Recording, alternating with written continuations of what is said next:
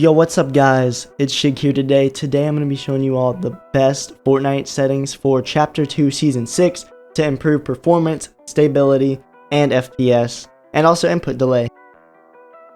Alright guys, so the first thing you want to do, notice I'm not in my game yet, is reset your Fortnite cache. You want to do this every season. If you already know how to do this, I'll put a timestamp on the screen to where you can skip, but I'm going to show you how to do it real quick. Open up your Windows and just type in %appdata%. Then you want to go to app data. Then you want to click on local. You want to scroll all the way down to Fortnite game. Then right here, see this folder? I'm not going to do it because I already did reset it this season.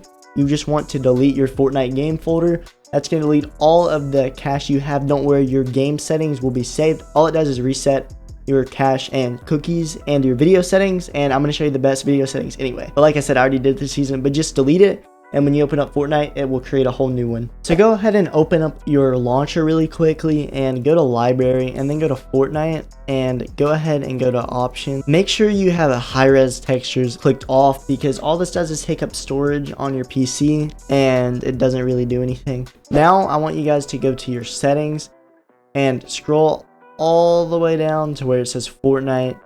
Scroll down, and for this season, uncheck additional command line arguments. All it does is just make your PC perform worse, and it can cause textures not to load in. So uncheck this line and then go ahead and launch your game, and I'm going to show you the best in-game Fortnite settings. So now that you've opened up your Fortnite, just go ahead and go to your settings option, and you want to make sure that you're in full screen. All of the other ones actually increase your input delay and reduce your frames, so full screen is definitely the best. For your resolution, I recommend, if you're a content creator, to play at 1920 by 1080 just as it looks the best. But if you're suffering with really poor performance, you can change this to 1600 by 900, as there's really not a huge difference in quality and it really will benefit your frame rate limit. Match this to your monitor's refresh rate. If you don't know your monitor's refresh rate, I'm going to show you how to find it. And you want to navigate to your settings and then your display options. Scroll down to advanced display setting, and down here it is going to show you the refresh rate, and just check the highest one. Brightness doesn't really matter. These are all just personal preference. These graphic settings right here, you want to make your 3D resolution at 100% if you have a pretty good PC. However, if your PC really isn't the best and you're struggling, you can really drop this down to about like 85% and you're not going to see that much of a huge difference. View distance doesn't really matter too much.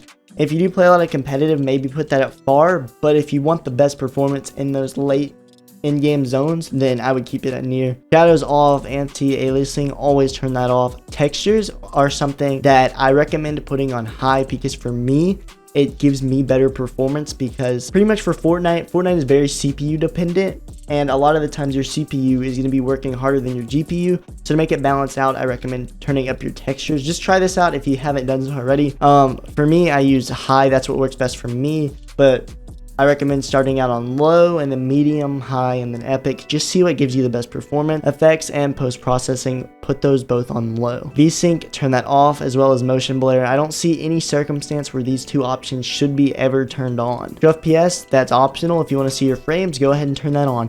For rendering mode, try out all three. Performance mode looks worse, but it's going to give you the best frames and the best input delay. So if you're really struggling and you just want that competitive edge, performance mode is definitely the way to go. Now, between DirectX 11 and DirectX 12, it really just depends on your system. For me, DirectX 12 is what I use, and it works a lot better than DirectX 11 with performance stability. So I recommend trying both of them out. But for the average computer, I think DirectX 11 is going to work the best, but try DirectX 12 because it will offer more stability if your PC supports it.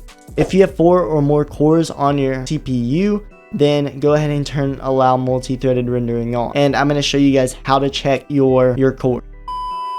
All you want to do is just type in about this PC or navigate through settings to find about. And right here, as you can see, I have a Ryzen 5 2600 6-core processor. For GPU crash debugging, turn that off. Latency markers off. For this one, you want to put it on plus boost. However, if you're on your performance mode, you won't have that option, so you want to put it on in your settings in low latency Nvidia control panel. I have a video on that which I will link. For latency and DLSS, turn both of those off. Unless you want latency, it will actually show your input delay. If you want to see it, I think it takes up too much space, but if you want it, go ahead and turn it on. Make sure that when you scroll down here, you have all of these replay options off. So yeah guys, that is it for today's video. If you liked it, make sure you drop a like on the video. Also subscribe to the channel with notifications on, as it does help me out a lot. My name's Sshig. I'll see you on the next one, and as always, peace.